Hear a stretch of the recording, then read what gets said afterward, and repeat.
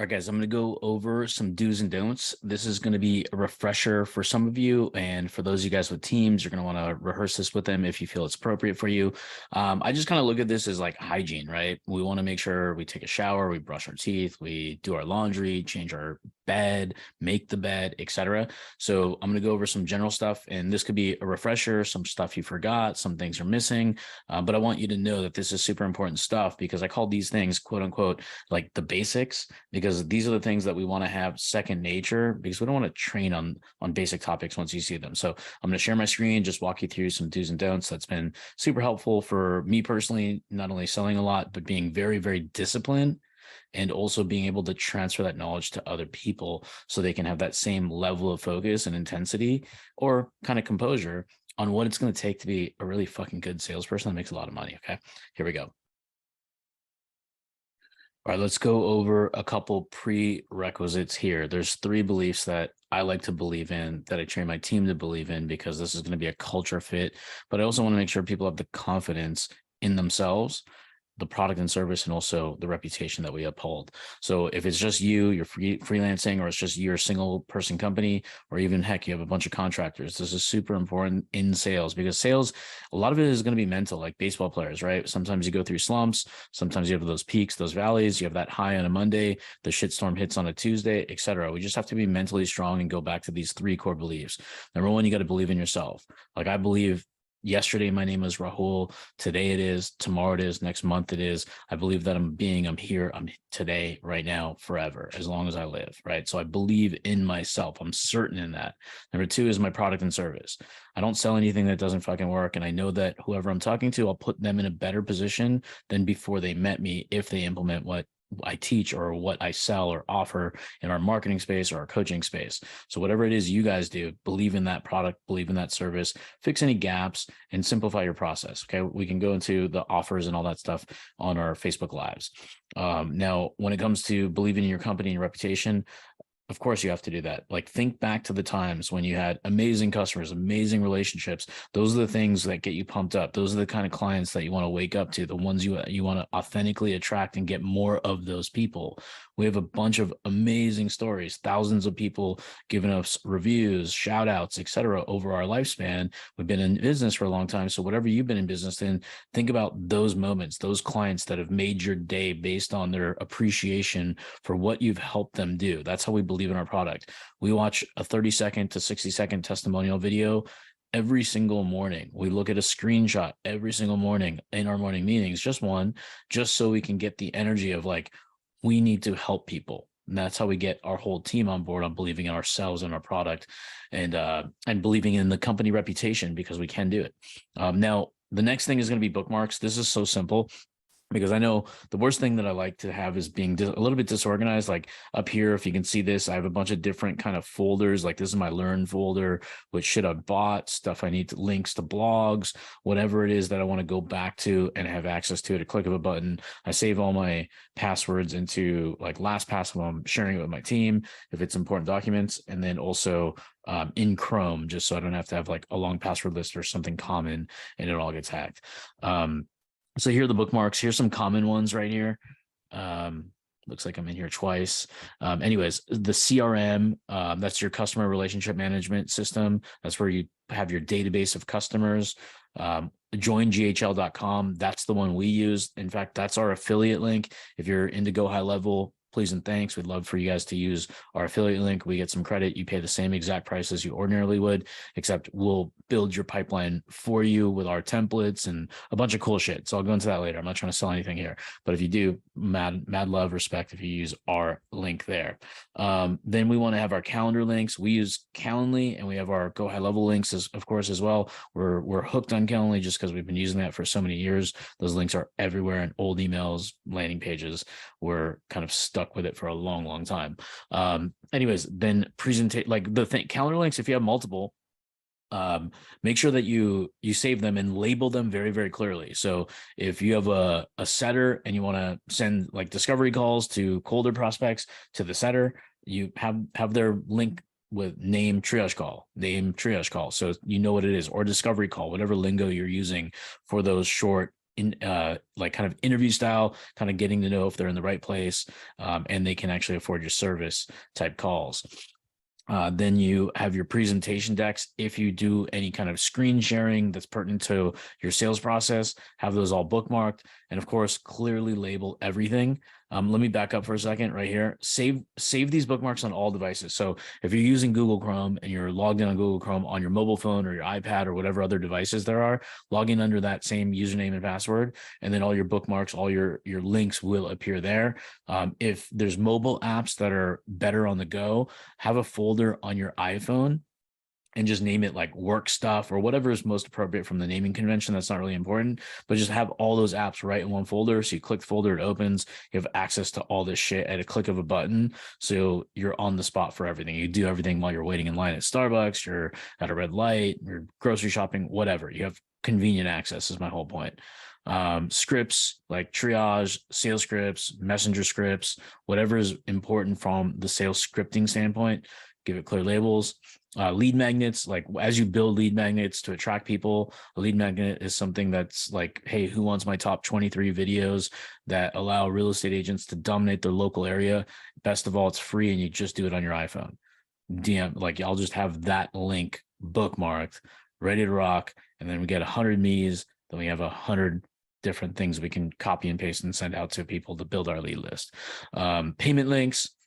So if you're using Stripe, have it bookmarked. If you're using Authnet or whatever it is you're using, just have that sucker easily available to you. And contracts like a software, like whatever it's PandaDoc or DocuSign or whatever, just have that shit ready. Training materials. This is important because we want to be able to train every single day. So practice daily until you are where you want to be. Take that intensity because we all face it. We all have the time. If a president of a country like the United States or another country has time to go golfing on the fucking weekends, we have time to practice our shit.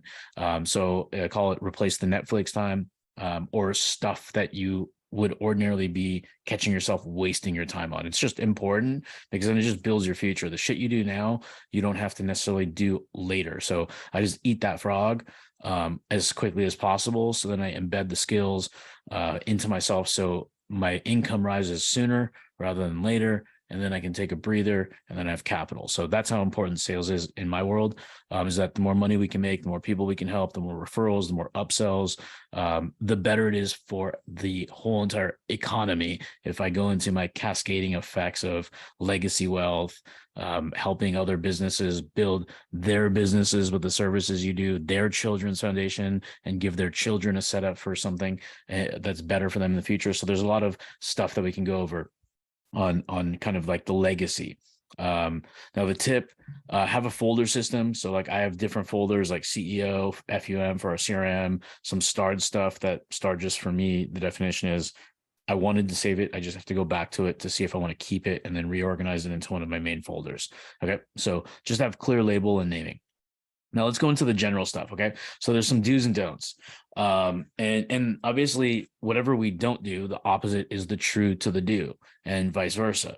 So one thing that really fucking irks me, like is this is unacceptable for anything on our team. Otherwise we're just not going to be happy. Obviously we have leniency on people that are excelling and versus people who are not excelling, right? So the better you are, we treat people extremely fairly, but different. So don't be unprepared for your sales calls, because I don't know if you've ever been on a sales call with somebody else where you're trying to learn about their product and it just sounds off. Something just sounds really icky. Like people can hear that through the phone. So just be prepared for your calls. It's just respect to yourself, to your income, to the party that is also taking their time as well. Late, I mean, fuck, timeliness is important, especially in business, because people do remember that.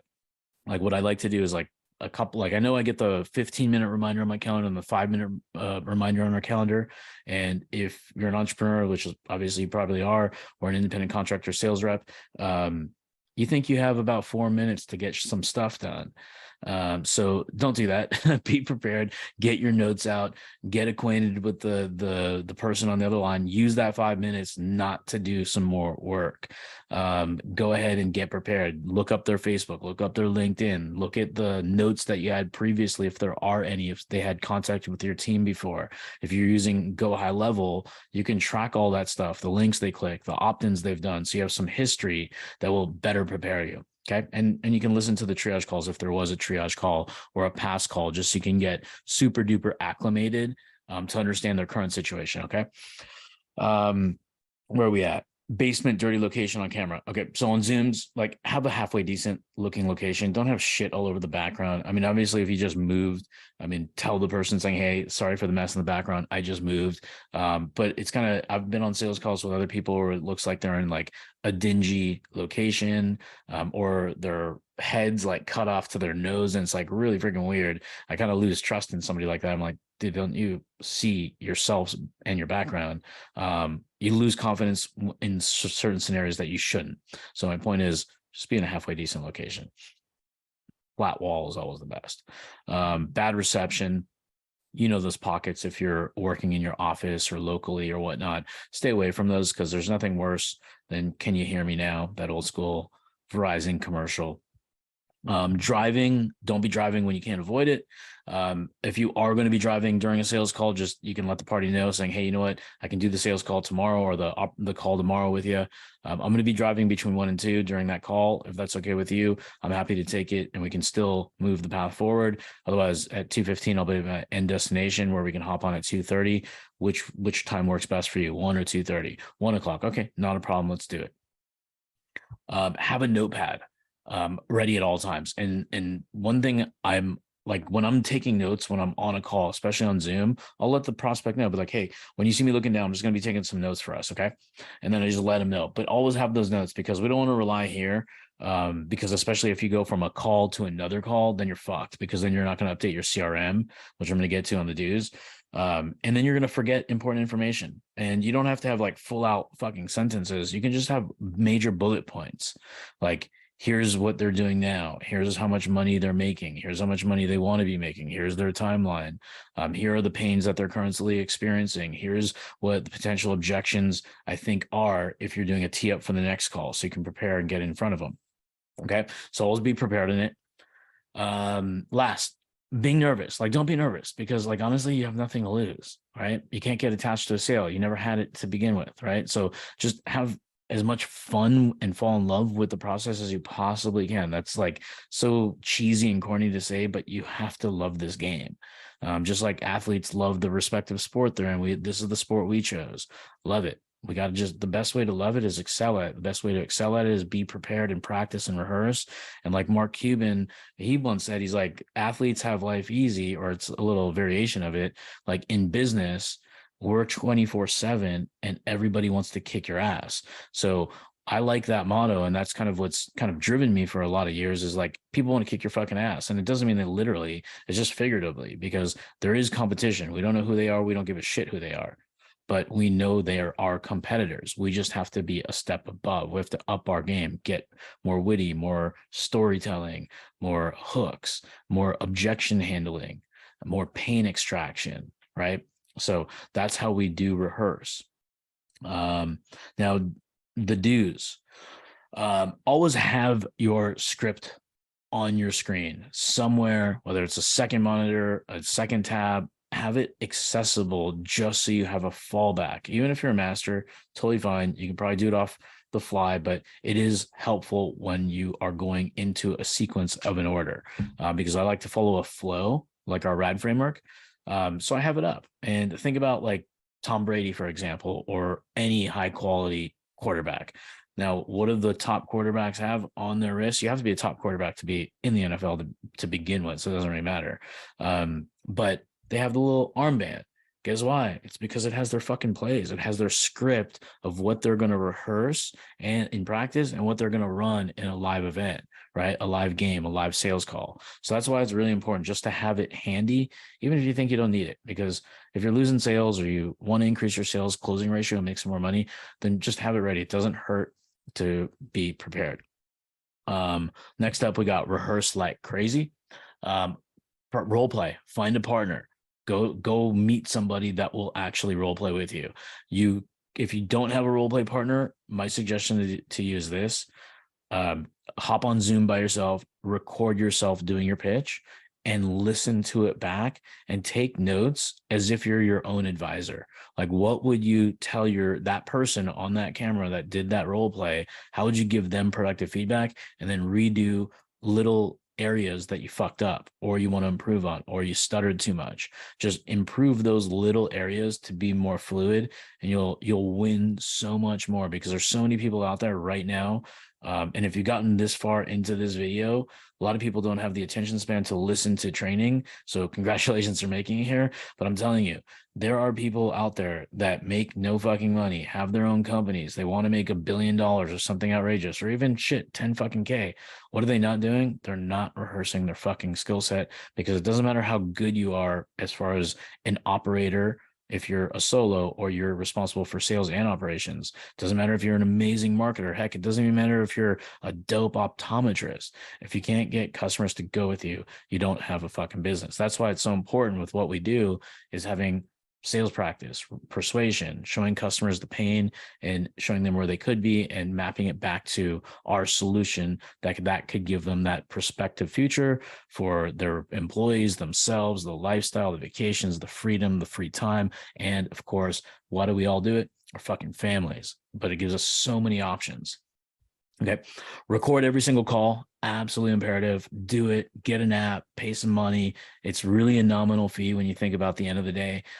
We use Twilio. Obviously it embeds, like, it goes through our Go High Level CRM. We have Twilio connected to some phone numbers, and we use that. It automatically records, because if you have a team, you have operational control, because then you can just go back and listen to your team's calls and just do some audits. They can send you the link to their calls where they want some help or they fucked up, or something where you can actually have really good calls and then download the call for training purposes for your clients. Like in this program right here, we have some sales calls where we actually broke it down.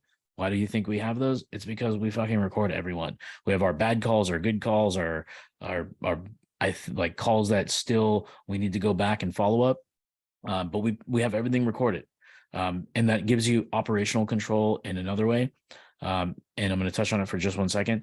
The operational control just simply means if you have a salesperson, a triage person, and you have turnover, who gives a shit? Everything's recorded. Everything's locked and loaded in your CRM. All you do is delete them and add somebody new in to take over. So your database isn't just your brain, your Excel sheet on your desktop, on your cell phone, on your personal text messages. It's all in one centralized location. So it's super important that everything gets all put in one place, and especially those recorded calls. It sucks to listen to it at first, fall in love with the process. I promise you'll make more money. Listen to your previous call or triage. And so when you're preparing for the call, if you had a previous call with them, just get acclimated. If you have like average notes or it doesn't give you a clear picture of preparing for your second call or your follow-ups, just go back and listen to it at 2x speed, get some bullet points, update your notes just so you have those ready. That's the purpose of the notes. And so you don't have to listen to a half hour or an hour call. But if it's somebody who triaged a call for you, typically those triages can go anywhere between like 3 minutes if they're super warm, or it could be like 20 minutes if they're a little bit chatty, or there's just uncertainty or unclear information that you're getting. Listen to it. You can listen to it at 2x speed, kick up your feet, relax, and then know that you're going to be helping somebody the very next day. Typically what we like to do is listen to our salespeople, listen to the triage call, and get prepared for the next day, the night before. Like I said, the replacement of the Netflix stuff, like what's more important, the next episode or the last episode of a rerun of Ozark, or doing our profession? And typically people choose the profession. Okay. So it's just priorities. Confirm all your calls the prior day or in the morning of, so your show rate increases. That helps a lot. You can send a text message that's personalized, or if you're going to automate some stuff, you can do like a voice drop, an email reminder, a text reminder. Just try to make the communication as personalized as possible. Because one way that I personally do it when I'm doing my own calls, like if I'm doing it the night before, and I have a call tomorrow. So for example, what I did today, his name is Troy. I'm like, hey Troy, I know we have our call at 9 in the morning tomorrow. So on this call, I just wanted to say, hey, I'll talk to you at 9 in the morning. We're still good with that, correct? Yes. Okay, cool. Number two is I want to make some other recommendations because it got me to thinking, after just doing a little bit more digging on the website and your social media platforms. Is it cool if we just add a little bit of time on the back, or we can just make it work in the time we have allotted? Is that cool with you? Yes. All right, sweet. So I just added more value right there. And that's all I did. And then I get the confirmation. And then call literally on time. Be prepared. Have your shit ready. And one thing that I do, like, I'm going to go back a second because I'm rambling a bit. I get it. Sorry about that, guys. When I'm doing my notes, I'm doing a piece of paper and a pen. The reason I'm doing that is because I'm forced to transcribe it into the CRM. So it gives me a duplication process. So number one, when I'm writing, it kind of sinks into me. I have a tendency to start to remember things. And I'm not talking I'll remember every single note and every single keystroke or hand stroke there. But once I type it back in, then I might elaborate on some shit. So I now have chicken scratch notes, then I have more elaborated stuff. And the reason I'm writing my notes is number one, it's for me, so I can be prepared, so I can just scan through it and be like, oh yeah, I remember all that shit. And then number two is if I can't take that call, I'm not the one taking the call. I write notes as if they're not for me. If I cease to exist and the team and the company I work for or my company has salespeople, they can actually take it over without skipping a beat. There's fluidity within our organization. People will be like, holy shit, these guys are smooth. They can play off one another. Okay. Log all your notes in the CRM. Again, here's the plug, joinghl.com. Go there if you want to get our extras and our snapshots and all that good stuff to kind of get you ahead of the curve. That's an awesome CRM. And keep in mind, every CRM has its pros, has its cons. Just make sure you get something that like satisfies your 100% necessities, because you're probably going to only use, like with Go High Level, you may be using like 50 to 70%. With like Salesforce, you'll be using like 5 to 10%, but you have all this extra shit. So focus on what's important to you and your organization. I love Go High Level and I've used a lot of them. Anyways, keep your pipeline organized. So come up with a system that works for you. We have our own working system that works for us, and you can add new stages, but like a pipeline is like stage one is a brand new lead. Stage two is triage completed. Stage three could be like no show, need to reschedule. Stage four could be book sales call. Stage five could be contract out and need to follow up. They can be like a longer or short-term or long-term nurture. And the next stage could be closed. And then the last could be dead. Just somebody who is just not a good fit culturally, like, or they're in the wrong place, or they just don't have the money to work with you today. Now, if you're traveling, you're a nomad, bring your laptop and any sort of backup devices. So like if I go to the gym, for example, in the middle of the day, I'll just bring my iPad with me. I don't want to lug around my laptop. I just want to keep it right where it's at. So it's my desk, it's my workspace. I don't want to fuck with it. Don't want to move shit, unplug everything. So I'll just have my backup device. And since I have Google Chrome and all the apps downloaded, I just have my business in my hand.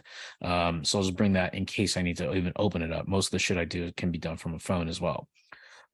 Sweep your activity. End of days, beginning of days, just get prepared.